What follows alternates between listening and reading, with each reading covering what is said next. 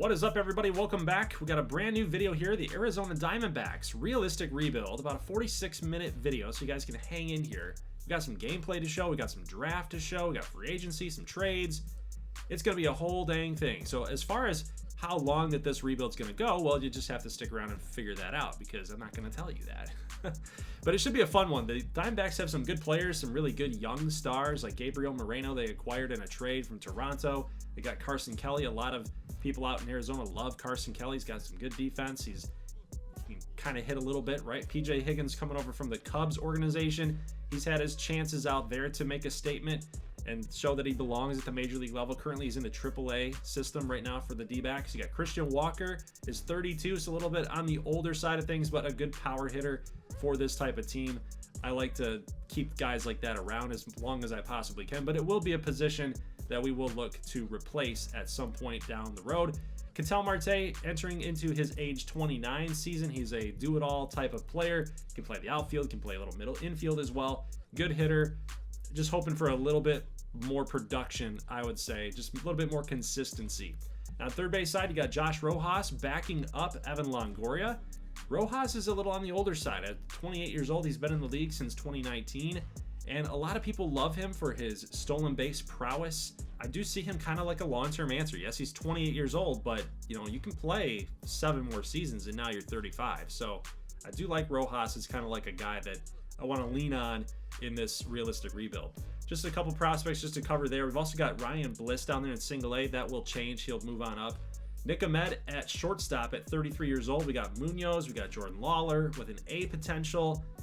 I got to move these guys up. Bliss and Lawler, you got to get these guys a chance to prove that they belong at this level. They're pretty good, 65 and 64 for being young, and they got some high potential. We got some older players ahead of them.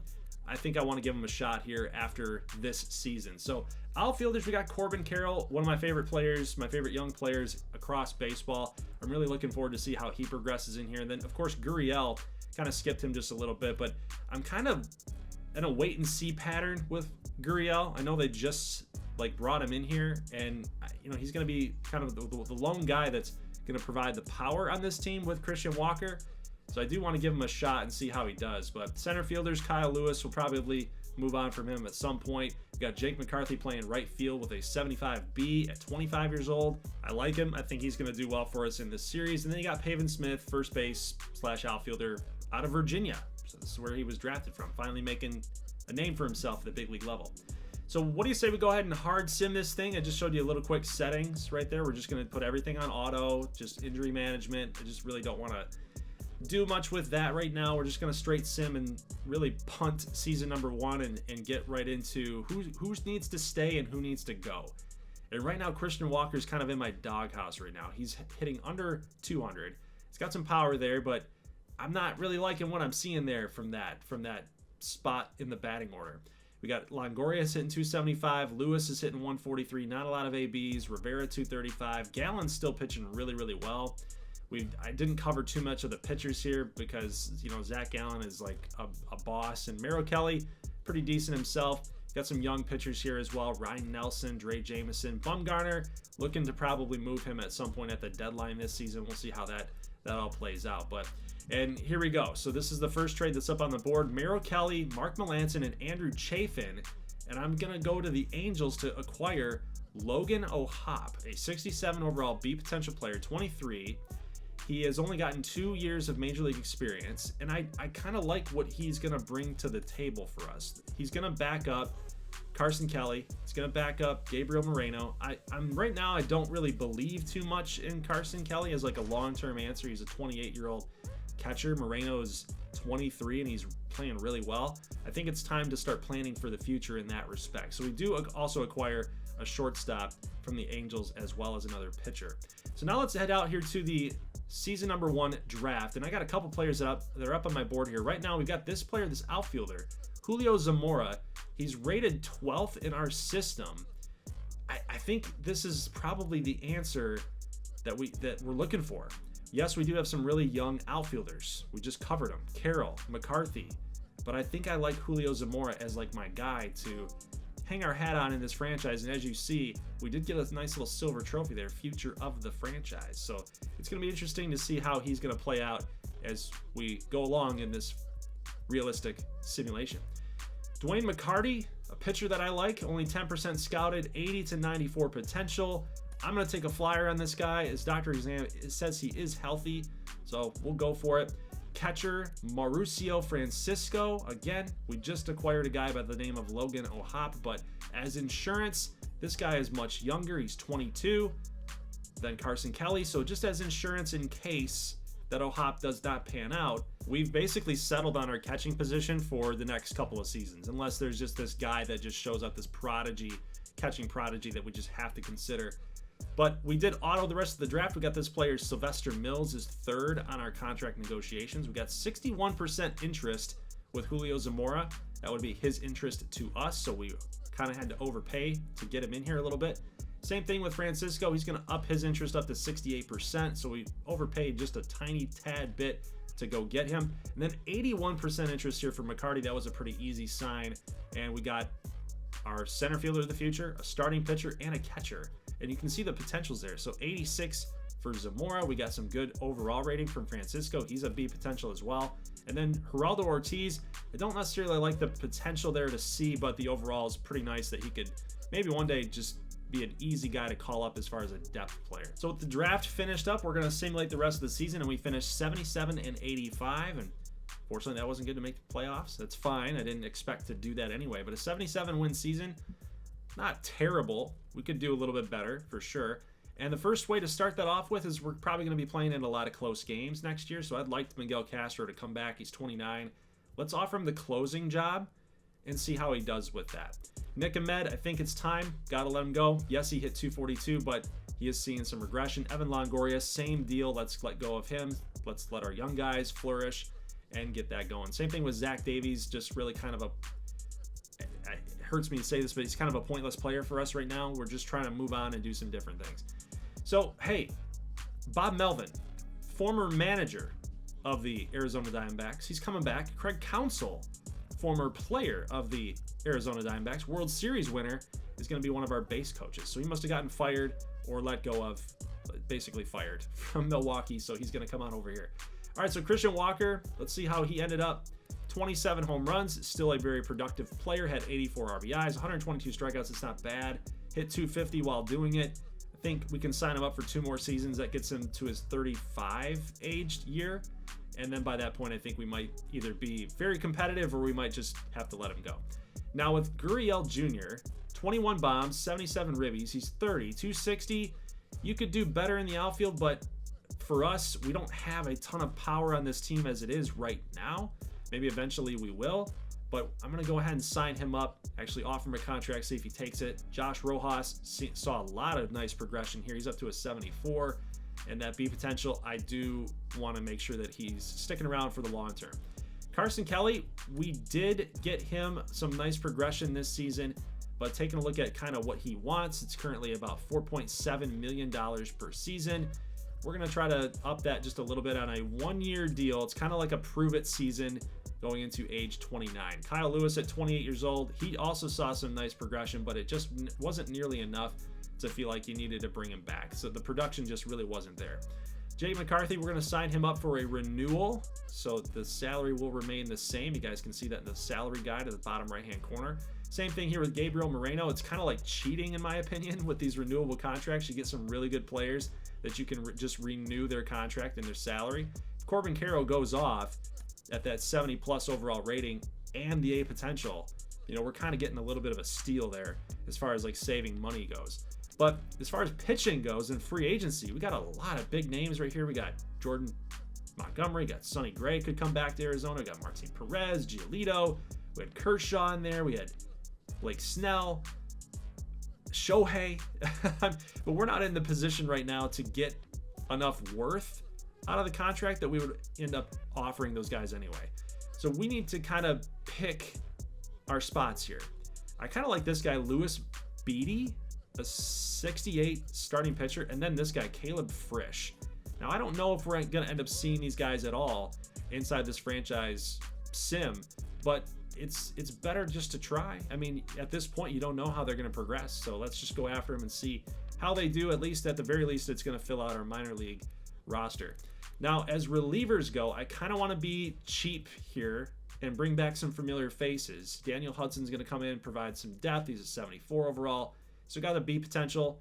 He's old, so it's likely he's going to start regressing, but that regression rate is not going to hit too hard. So I'm going to offer him a contract to kind of fill out that bullpen a little bit. Now, Noah Syndergaard is interesting to me. 77. He doesn't have any offers. I try to keep this realistic. He doesn't have any offers. We're trying to improve. We obviously have some holes in our starting pitching. He has no contract offers from any other teams across the major leagues. And he's in a pretty decent spot at 31 years old. He's kind of on some prove-it years right now. He's kind of bounced around a little bit. I feel like that is a good sign for us if we're able to go get him. A couple big things that have happened. You got Shohei going out to the Dodgers. You've got Urias going to the Cardinals. And now there is our next season's lineup. So this is 2024. We got Lawler as the starting shortstop at 68. Drew Jones at a 69, starting in center. So it really should be Corbin Carroll and center field, if you want my honest opinion. Actually, between him, McCarthy, Carroll, like those guys can, interchange a little bit, but we'll see how it all shakes out once we do our sim. And right now we're playing some 500 level baseball right now as we enter into the month of June. Stats update, 268 for Rojas, got a couple home runs. Gurriel providing some power there at number 3. Walker, 310 here for Pavin Smith, only 4 home runs. I'd like to see that number bump up a little bit for the number 5 hitter, but that's all right. Corbin Carroll not doing too hot, 219. Was expecting a little bit more this season, kind of a bust out type of year, not really happening right now. Ketel Marte, same thing, entering the age 30 season. We might have to consider possibly moving him out of the lineup in favor of somebody that's actually going to start progressing. But we'll give him another month and see how that's all going to pan out. So we got Seth Beer, we got Drew Jones playing decent for where he's at. He's up to a 71 now at 246 batting average. Gallen is still pitching really well. Syndergaard, for what we're paying him, for what we're expecting, that's fine. But Ryan Nelson, 0-6 with a 7 ERA and 54 innings. Got to figure out something else here. So let's try to get Matt Tabor some love. He's 4-1 in 65 innings. He does have more innings simply because he's a reliever. But let's give him a shot here and see how he does. Now, a little minor league update. We got O'Hop hitting 314. I'd love to see that. He's actually 72, so he's challenging, as far as an overall rating goes, he's challenging Carson Kelly. Zamora's up to 270, I think that number was, so he's playing really well. And now take a look at what we're doing here, guys. We are above 500, going into Season 2's draft. I like where we're at right now. We must have had a lot of our young guys kind of figuring this out. So pretty interesting here. All right, let's talk about the draft. So we got this first baseman, Darryl Fellows. He's number 2 rated on our board. He's number 34 across the MLB. I thought that was a maybe possible reach there at round 1, pick 11. Now round 1, pick 33. We're going to go with a closing pitcher because it's really all that was there at that point. So we do get some good value with Bobby Adams. He does end up signing with us. And then Fellows, you might be able to go cheap here. His demand is 2.4, but actually the bare minimum for us is like a 3 million because of the slot. He was drafted in round number 1, and he's going to end up signing that anyway. So he's a 63.89. I like to see that. That was a good get. 72 there for Bobby Adams, but as we know, closers are often, really overrated in MLB The Show drafts. So I'm not too surprised with that. But I'm really happy to see that we were playing above 500 baseball. But ever since the draft, we fell apart a little bit. So we finished the season under 500. It was a 2-game improvement at 79 wins, 83 losses. Some things have to drastically change going into season number 3. So McCarthy, I like what I saw out of him this year. 270, it's up to an 82 now. We got Carroll's now a 79, so we got a lot of progression with his contact against lefties. It's +6, +8 with power against righties. He's bound to have a breakout season next year. I can feel it. Pavin Smith had a really good year, 294. Moreno, 279, 14 home runs. If you can get that out of your catcher spot, you're doing really well, I think. Ketel Marte, last time we saw him was about 200. He was hitting 200, now he's hitting 245 to end the season, so he brought it back a little bit. Might have bought him an extra year. Jordan Lawler up to a 70 at 21. So by like 25, he should be, what, a 77 overall, all things considered. I think that that's a pretty good spot to be in. You got Drew Jones up to a 73 at 20 years old. So we are seeing some really nice progression with our squad here. So I'm really impressed. Plus 10 for Logan O'Hoppe in contact against lefties. So this is the cool thing, is like once you can have some depth and you can mix and match some guys and like play to their strengths, they then start to become really, really good players. So now that you got Logan O'Hoppe like playing platoon, he's hitting lefties. You got Moreno hitting against righties. It's just a really good situation for both of those two catchers. Now I feel like we can let go of Carson Kelly, because I feel like O'Hoppe's there. He's there. He's ready. He's ready to challenge. A couple guys to talk about here for our pitching. Ryan Nelson, 6.35, so he did bring the ERA down a little bit, but Matt Tabor, 4.57. So he didn't pitch too bad considering his overall rating. Miguel Castro got his closer's job removed, so I'm sure he's not too happy about that. CPU must have really liked Joe Mantiply there at 78, so I feel kind of bad for him. I feel kind of bad for Miguel Castro, the pixel man Miguel Castro. Just letting him rot there in the bullpen. But Julio Zamora is up to a 69, so again, some decent progression there. I would have liked to see a little bit more from him, just kind of like the Logan O'Hoppe thing, plus 8, plus 10, that type deal. Really would have liked to see that, but that's all right. Carson Kelly's up to a 75, and again, it's a tough call for me. Again, we gave him a chance. He's a 75, see potential. I think I'm going to go with O'Hoppe. I think I'm going to let him go. And, you know, same thing here with Gurriel. I think it's time to let him go. Our two outfielders, McCarthy, Carroll, Drew Jones, those guys are the future. I'm going to let him walk. He's a nice utility player, first, second, short, right. Can't play center, but that's okay. Primary left fielder. See potential. I just think I got to get a little bit more out of that, and I think that our young guys are ready. Jones, Carroll, McCarthy, I think those are the top three. Plus, you got Zamora coming in the back end. You got Canzoni right there, also in the minor leagues, so I think it's a smart move to just go ahead and let him go. Next free agent class, as we head into season 3, we got Soto, Burns, Adames, Bieber, Fried, Woodruff, Kershaw is still out there in free agency. Must have signed a 1-year deal last year. Minter would be kind of cool to go get. Soroka would be kind of sweet. You got Glass now in here. I think it might be time to go out there into the bidding war and compete against other teams to go grab some big-time free agents. I think we're ready for it. Our young guys are starting to come up. We need to do some things to like really push ourselves to get to be competing in that NL West. I know it's kind of hard with the Dodgers, but we are going to go after Tyler Glasnow. He's an 84 overall pitcher. On that list of seasons right there, starting back in 2019, I think it was, he has not had a losing season. That's exactly what we need. We need to bolster our pitching staff, and I think that would be a really good get right there. Lucas Sims, I thought about possibly offering him a contract there, but we do need a lefty versus a righty in this bullpen, and I'm going to go after Tanner Scott. I've always liked Tanner Scott. He was a former Baltimore Oriole, and now most recently with the Miami Marlins, so I think that's a good addition. And then we're going to go after Josh Bell as well.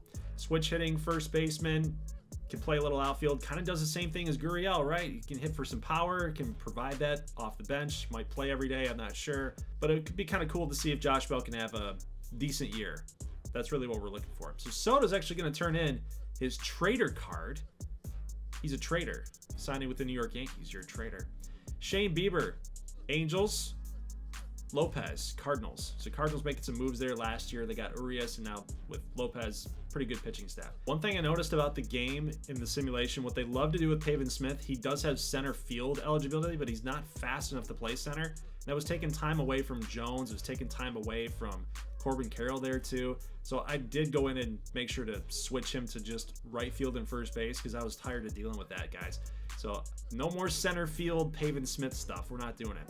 So year 3 of 3, our goal is to finish above 500. That's the goal here for this season because we've had back-to-back losing seasons going to 77 wins and then 79 wins. We're in a prime situation to do that. I think our pitching staff is a lot better. I think we did fill some holes. I don't know. It might be marginally better. I don't think that we're like significantly better of a team. You can see that showing up yet again here. We're at 41 and 43 at this point. Carroll in the leadoff spot. Not too bad. 276. Could be better. Could be worse. Pavin Smith in the number 2 hole, hitting 262. You got McCarthy hitting 15 bombs, nearing the All-Star break. It's decent numbers, but he's up to an 85, so I like to see that. Christian Walker, 230, 13 homers, 33 ribbies. I need a little bit more. Josh Bell, 277, 14 homers. So our team can hit bombs. It's just the batting average is not quite there right now. Gabriel Moreno kind of having a slump right now. He is being voted as an all-star.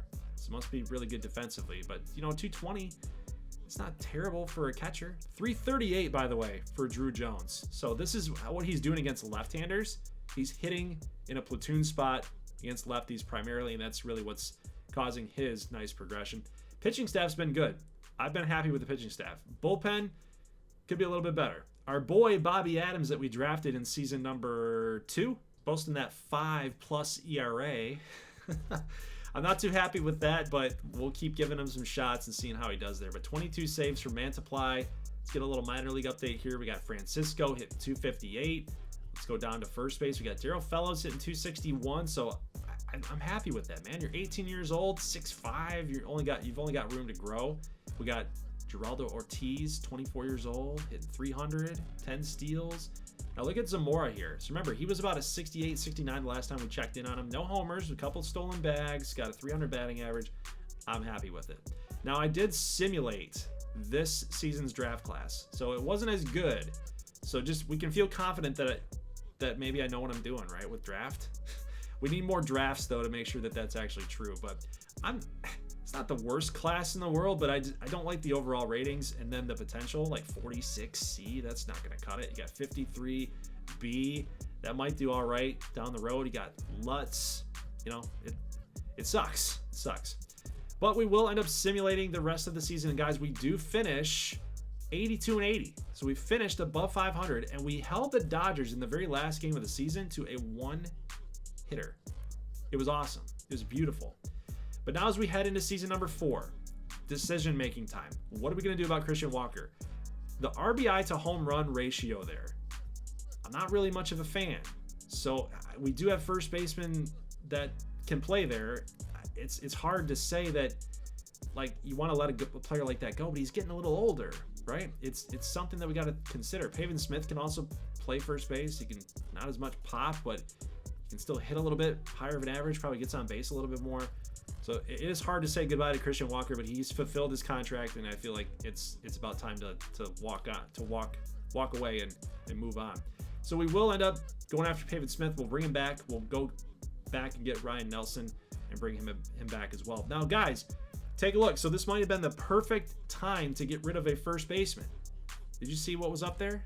Vladdy's up there. I think I'm going to go hard at him. I think it's time. This is our first season that we finished above 500. We've proven to upper management. We've proven to our owner. I'm the GM, but we've proven to our fans and proven to our owner, proven to our players that we're ready to kind of make some splashes here in free agency. Yeah, we've kind of nitpicked the little things, focused on some positions to get better at in the last couple seasons, but you look, he's not really interested at what Toronto's offering right now. So he loves the role. He loves the coaching staff being top tier. I think we can do this. We can entice him to come out to Arizona and be a big-time player for us. Plus, we're going to get him in his prime. He's 27. Like, now's the time, guys. So we will offer him that 5-year contract, and he signs, baby. That is so good. Man hits 38 home runs, big contract, and look at what he's going to do to this lineup already. So you got Vladdy in the 3 hole. You got McCarthy at the 4. I'm going to swap those guys around because I do like Vladdy in more of that run-producing spot. You got Carroll backing him up at the 5 hole. He's got some good power too. Pavin Smith, Moreno can hit. This team's gotten a lot better, man. Team's gotten a lot better just by the introduction of Vladimir Guerrero Jr. I think we're gonna do some things this season for sure. So Gallen up to a 92. You got Glass now still doing all right. Syndergaard at a 77. I'm just talking overall ratings wise. I think I would have liked to go after another pitcher after signing Vladimir Guerrero Jr. Just get another guy in here that's really gonna like take this team over the top. But you can see that, you know, we're 8 games above 500 at this point, and going into the All-Star break, take a look at these batting averages. Jay McCarthy's at 330, 54 ribbies for Vladdy, 16 homers. Corbin Carroll 242. Maybe that's not really a spot for him. I don't know, but he's an 85, so I'm good with that. Moreno's still 227, but again, if you can get that out of your catcher to play good defense and he can hit a little bit, that you're not hitting 219 or some crazy thing, you know, I'm good with it. You know, I'm good with that. 230, 240, if you can get that out of your catcher, I'm fine. But O'Hop's hitting over 300. Glasnow's pitching well. Syndergaard's pitching well. Gallen's always solid. Ryan Nelson having a career season. Guys, I think this might be the year.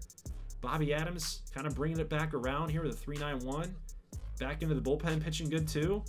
I'm telling you what, 19 saves out of Miguel Castro. I think we're building this team up to be something special. Francisco, 338. He's 24 years old at this point. This is a guy that we drafted in season number 1. Daryl Fellows, season 2. So he's not doing too bad. And then we got Zamora. Look at that progression. 10 steals, 74 overall now. He's challenging Alek Thomas. And if you can see the differential there between 5 years, the overall ratings are not too crazy. But he's up to a 273, 10 stolen bags, 4 caught stealing. I think it's time to bring him up. Eventually. We'll give him another month, see how he does, and we'll give Alek Thomas the benefit of the doubt. But now currently sitting at 48 and 38, and we're challenging in the NL West. I think it's time to make a move. Zamora's proven that he's been able to be consistent. 19 stolen bases, 6 caught, 280. Thomas hitting 219, and he doesn't really steal all that much. So it's time to make a move. And Julio Zamora is going to make his major league debut here. He is replacing Alek Thomas on the roster. So Thomas has got some time to actually figure out what might be going on with him. But Zamora's been producing, so you can't really argue with the production. So we'll see what he's got here at the major league level. And this is the first time that you guys are seeing some gameplay in this franchise simulation here. So let's get it underway, man. Let's see Zamora's first at-bat. He's going to take a ball high. Next pitch coming in. That was a fastball. Good pitch to hit. He's going to spoil it. About a 91-mile-an-hour fastball coming in from the left-hander, Dwayne Wiley. So it looks like I think Zamora's going to hit against lefties more often than not.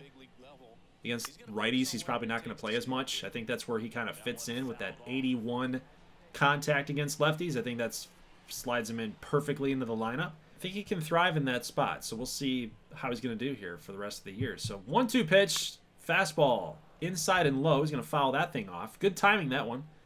So we're starting to time up a little bit. You got to start thinking maybe possibly some off speed, but I'm thinking high fastball again. That's where I think he's going. He did it the first 2 pitches, and then, oh, it looked like it was going to be, but that slider got us out in front, and it was right down the middle. And he tricks the rookie to get into a strikeout. So Zamora's first game, he will go over. And then the next game, if he's not doing it with his bat, he's going to do it with his glove. At least he's going to do it with his arm. Specifically. Throws out this runner, heading from third to home and protecting the lead. This is what winning teams do. This is what winning players do. So if he goes over here in this game, number 2, I'm not going to be worried. Let's just say that. But that's a really nice job, man. 3-2 game, protecting the lead. Bottom 7, still over, and jump throw. That's a great play. Speed, a lot of speed from Zamora coming down the line, but really nice play defensively, and he goes over in game number 2. So 50 and 39, that's what we are. That's where we stand. So bottom 5, very next game against Adon, a right-hander. He's got a perfect arm, and this third baseman's just been killing him, guys. Bottom 5, perfect, no base knock. So he's still out here looking for a hit, his first major league hit. And in the bottom of the 8th in a 12-5 game, all intents and purposes, this thing's over. Zamora might have gotten his first hit and his first ribby in garbage time. But you can't take it away from him. You can't take it away from him. It is a hit. It is a ribby. That's what it is. Don't read too much into it. Vladdy holding on to the ball. I like Zamora's fight, you know? I like his fight. Look at that swing. Very professional swing. Very compact swing. And he's going to continue to grind up here at the major league level. So I'm happy with him. We're going to win a bunch of games still. 61 and 48 now. We're still 2.5 games back, so we're still holding on. Holding on as long as we can against that fight with the Dodgers. But currently, we sit as one of the 3 wildcard teams. We got the Cardinals winning the Central. We got the Marlins somehow winning the East. I say somehow with all due respect. But look at Vladdy. 286, 106 RBIs at the All-Star break. What? Who does this? That is a career high. Well, second, he's going to get the career high. Look at, he had 111 ribbies in 2021. He's got 106 at the All-Star break. That is ridiculous. So whoever's getting on is scoring a ton of runs here in this lineup. I don't know if that's a glitch, but my goodness, that's insane. Corbin Carroll already 13 home runs this year, 50 ribbies. Got some good batting average there from Pavin Smith. Drew Jones, 258, 44 RBIs for a youngster like that. He's having a very productive season. And Jordan Lawler playing some really nice defense and hitting 255. I'm okay with that. If your shortstop's going to give you that, like I'm good with it. Not every shortstop out there is going to be Carlos Correa. So you can't expect all your shortstops to hit 20 home runs or whatever. So 20, 30 home runs. 283 there for Zamora. He's actually hitting better at the major league level than he was at the minor league level. So I love it, man. Look at Ryan Nelson, though. Did you see that? 10 wins already at the All-Star break. This guy has been coming on. He's up to a 79 overall. I didn't expect that. You know, his first couple years with us in this rebuild was pretty rocky, but this is really nice to see that he's performing at a lot better of a rate there.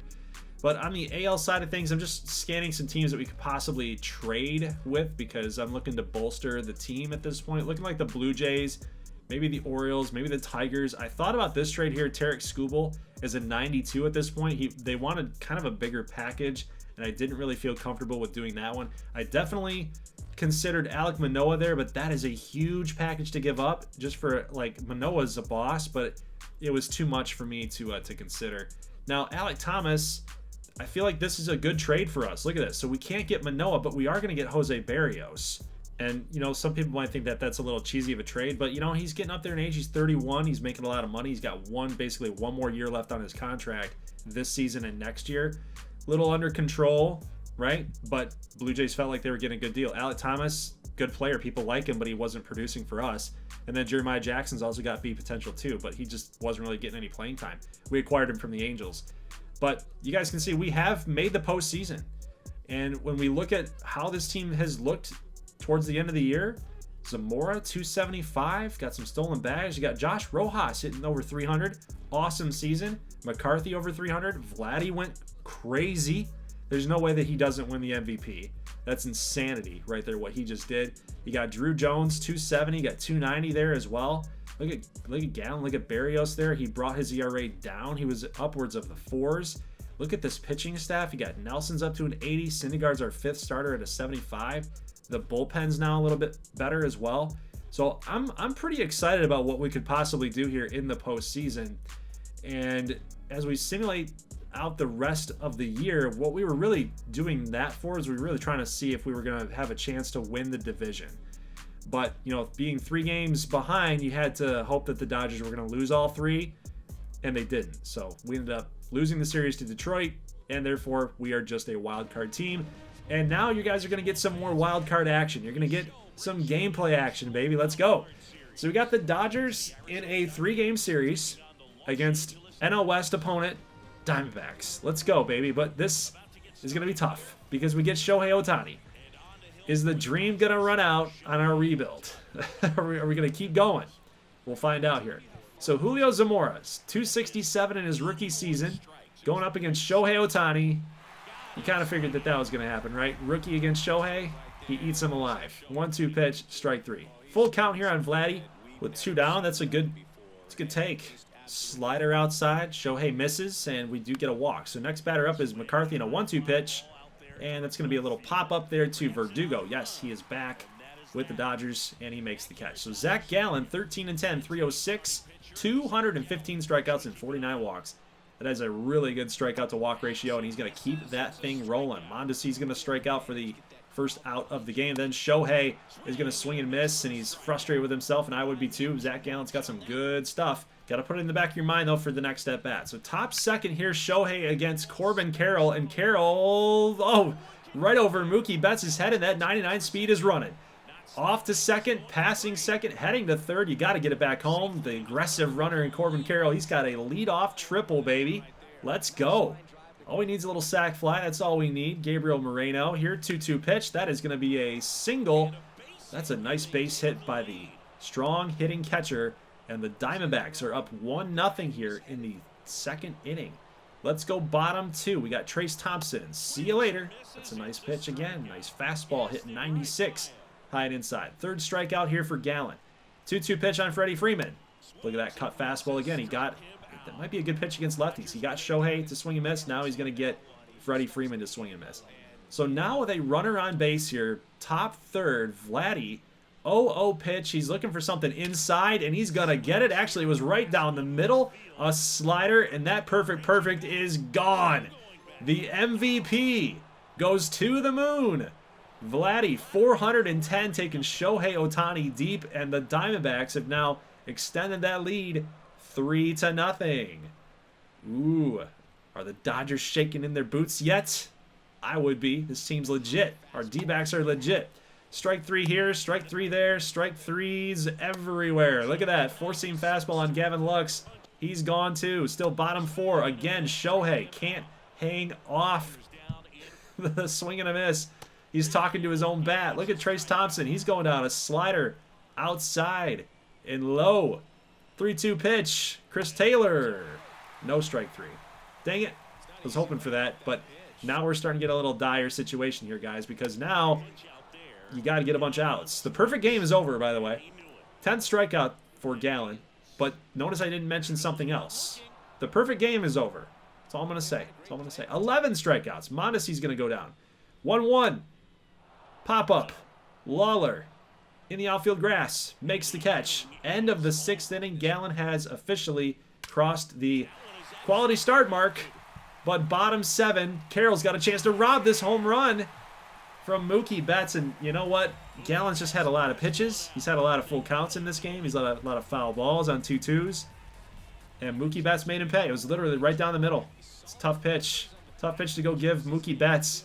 It's going to make you pay. So the Dodgers pull within 1, and the no-hitter is thus over as well. But take one more look at this. Carroll trying to make that catch, and there was just no way. There was just no way. Now, his energy level was way low. So this just had to happen. You know, game number 1 in a wild card game, like the new playoff format, you got to give yourself an opportunity to win this game. So we got a couple lefties coming up, and that's where we're going to call on Tanner Scott. So I remember I brought him in specifically to go lefty-lefty, and he's going to get Shohei Ohtani again. When is this ever going to happen, guys? 3 strikeouts today for Shohei Ohtani. And by the way, this is on legend difficulty for pitching. Hall of Fame hitting, legend difficulty for pitching. And yet, you know, something's got to change possibly in maybe a franchise series that I do, guys. Just a little side note here. Look at all these strikeouts. This is insane.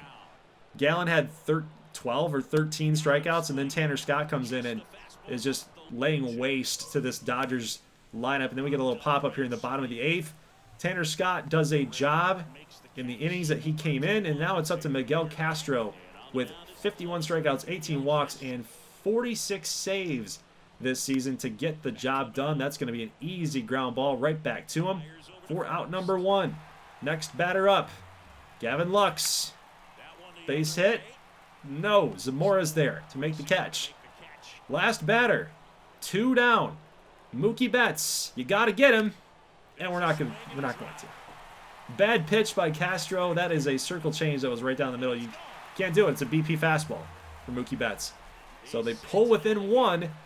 The Dodgers are still there. They're still around. They're still hanging in there. Now you got Shohei, who's 0 for today. 3 strikeouts. And on an 0-1 pitch, here it is. Strike 2. Sinker. Shohei is just not very confident hitting today. I don't know what's going on. It's very difficult to watch. Normally, this guy is just a beast, right? I mean, 0-2. Shohei. Pop-up. Lawler. Outfield grass again.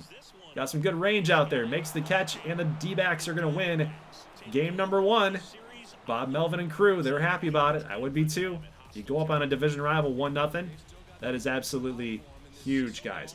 So we will end up simulating the rest of this. I just wanted to get some gameplay and see how our guys were doing. This is a very special season, so I definitely wanted to get some Zamora gameplay in there. I wanted to get some Drew Jones gameplay in there if he was playing. Guerrero. Very special season. So 11 strikeouts for Gallen. 15 total strikeouts for the Dodgers. Crazy. So we'll lose game 2, but we will win game number 3. And now we take on the St. Louis Cardinals in the NLDS, which we will end up winning, which is awesome. Look at this team. And now we're going up against the New York Mets. So as we scroll past a couple of the playoff statistics, I want to just point something out here. Noah Syndergaard's on a revenge tour at this point. we got the Mets. We got the Angels on the other side. If we can win this thing and we can play against them in the World Series, that would be pretty crazy to watch. But you can see that he's not here, right? So Syndergaard is not here. So I actually had to do some playoff roster management issues, changes, and get him back up here on the roster because I thought that was a pretty cool storyline. So we end up getting a win in Syndergaard's start. 6-0 off of 12 hits for us, 1 error. 4 hits for the Mets. We'll see who produced, and Syndergaard went the whole way. 9 innings, 7 strikeouts. He went the complete whole way. We were up on them 3-0. They do come back, win 2 in a row, but we finish them off, and then there you go. We get the LA Angels for the World Series. And again, we got to do some auto rotation fixes. We got to get Syndergaard back into the rotation again to pitch against the Angels. And there's your win. So he gets another one. He is 3-0 in 21 innings, 15 Ks and a sub .5 ERA. Absolutely crazy what this man is doing right now. And just again, got to check the pitching staff, make sure everything's okay. But we'll go ahead and simulate the next couple games here in the World Series. And if we do get to a point where we could win it, or if there's a Game 7, we will definitely play that. But we get some nice wins over LA here. Zamora's still going 0 for. Guerrero's got a double. McCarthy, Jones, but Carroll with an error. Zamora the next game went 0 for, but he's got a run scored. He got a home run from Rojas. McCarthy had a double. Glasnow was good. And now you got a chance to win this thing, but we'll lose. So we are up 3-2. This is a chance to win the World Series, guys. We'll simulate this thing up. Here we go. On the 30th, that's a loss. Another close one here. This World Series has been good. It's been a very good World Series as far as score differential goes. Love to see it. But here we go, guys. Game number 7 for a chance to cap off this realistic rebuild as a champion. So let's get it done, baby. We got the Angels here. We got Luis Urias. We got Mike Trout. We got a couple other created players from the CPU that they drafted a few years ago. But Gallen's still going to get that swing and a miss working for us. And now against Shane Bieber, we highlighted him as a big free agent signee back a couple years, and then look at this. Zamora, first pitch swinging. It's going to go over the head of the left fielder. That is a leadoff double in World Series Game 7, baby. That's awesome. So nice job, Zamora, for getting on. It's going to lead us here to Vladdy on a 2-0 pitch, and he's just going to ground it to Urias, who dives for it, makes the stop, and just beat the throw was Vladdy. Big lumbering mountain of a man trying to get down to first base. Now take a look here. So Mike Trout coming up, firing to third, and that is a perfect throw. Now the out before this was so offline. Trout's throw into third. We were thinking we might have a chance here. If this throw is offline here, off the bag, Zamora might have a shot. But he gunned him out, and Zamora's costing us there. You know, runner in scoring position, final out at third. Not something that you want to do. So rookie mistake. So here we go. Bottom 5. Ketel Marte with runners on first and second. That's a ground ball. They do get the double play. So Bieber's still pitching a shutout. Here's Drew Jones coming up. We haven't seen a whole lot of him here in this series, but that is where he's coming through. Perfect timing. We haven't seen a whole lot of you, Drew Jones, but he comes through with the D-backs' first run of the ball game, and it's a hot shot right back up the middle.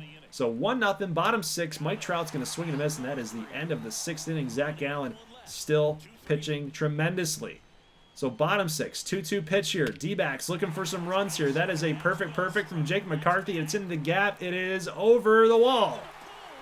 Home run, Jake McCarthy putting up the D-backs 2-0. That's huge. That is absolutely huge. D-backs can start smelling the World Series trophy. They can start tasting the wine. They can start tasting victory, baby. Let's go. Pitch that was just low. Inside. Tough pitch to give up to a left-handed hitter. They usually love those things. So bottom 8. Almonte walks Rojas. And then the next batter up is Vladdy Guerrero Jr. Long drive. Deep to left. Home run. 2-run shot, and he didn't miss it. 430 feet blast. That thing got out in a hurry, and the Diamondbacks are now up 4-0 here. Bottom 8. That might have put the exclamation point on this season as a World Series champion. Might be crowned right here So let's go top 9 with 2 down, and it's our boy here, Bobby Adams, the closer that we drafted a few years ago. Lawler makes the catch and a pop-up in the infield, and the Diamondbacks are your World Series champions of 2026. Bob, Melvin, and crew jumping up and down, having a good time, knowing exactly what they accomplished. This was huge, guys. Awesome rebuild. Awesome rebuild. I had a lot of fun with this one. 5 hours worth of gameplay, and it was well worth it. It was well worth the cut up here. It was well worth the time investment, guys. I thought we did a pretty good job with this realistically. You know, bringing in some stars when it made sense to. You know, we didn't go out. We didn't do some crazy things. I felt like we focused on the draft, we focused on free agency, we focused on the right things. We drafted a couple pitchers. I was hoping those guys would get up a little bit faster than they did, but our closer came up, ended up closing the game out, winning the World Series. We brought guys in like Glasnow. Syndergaard was great in the playoffs. That was a huge addition for us. Glasnow was good all season long. Got some good contributions, guys that we believed in, like Jordan Lawler winning the MVP for the World Series. You also had guys like Miguel Castro that I gave a chance to close games out. Got guys that went 0-6, like Ryan Nelson. We didn't think that he might have cut it. We could have cut that guy. We could have let him go. We could have been shoving him down there in the minor leagues, thought that he would never make it. Logan O'Hoppe, making a trade that for a guy like that to be our backup catcher. Keeping Pavin Smith around for a little while. Ryan Bliss is up to a 75. So there's some things, that have happened in this series or this video, this realistic rebuild that, you could have decided to go elsewhere. You could have decided to do some different things with your roster construction. And this team, they won in sim. It's one thing if you can cheese up gameplay, but guys, they won in sim. So I'm really excited about the way that this panned out. I'm happy with how this panned out. I hope you guys enjoyed this rebuild. Let me know in the comment section if you'd like to see another one. I'm anxious to actually find another team to do this with. I think it'd be really fun to see how the different storylines can play out, and who's going to be the top contributors, and what is that storyline going to be? What are those players that are going to stick around? What are the guys that we drafted? Who are we going to bring in to try to change some culture around whoever is next in our realistic rebuild series? So guys, leave a like if you like this thing. Let me know what your thoughts were about this rebuild, and again, let me know who you'd like to see me do next. As always, thank you so much for watching, and peace.